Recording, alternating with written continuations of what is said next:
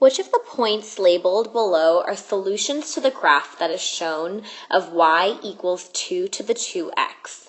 Now remember, the graph of an equation is like a connect the dots game. You find all of the different solution points of that equation and you connect them with some sort of a curve or a line. That means that any point that is on the line or the curve of the equation is a solution to the equation by the definition of what the graph is. Any point that is not on the graph is not a solution to the equation, but let's test this out and prove it. So we have our equation y equals 2 to the 2x, y equals 2 times 2 to the 2x.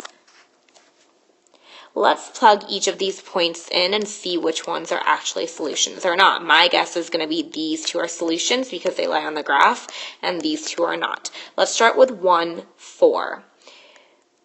Y equals 4, does that equal 2 times 2 to the 1? 4 equals 2 times 2? Yep, it sure does. So this is indeed a solution to the equation.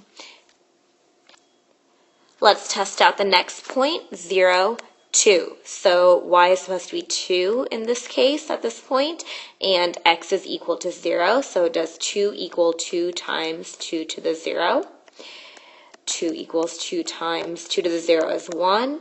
Yup, indeed, this is another solution to the equation. And notice at this point, both of these points were on the graph of the equation. Let's test our last 2 points. These are not on the graphs, and I have a feeling they will not be solutions to the equation, but let's see.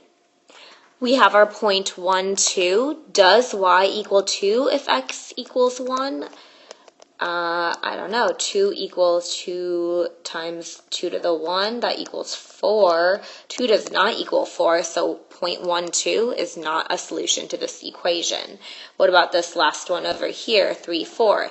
Does y equal 4 if x equals 3? That gives us 2 times 2 to the 3rd.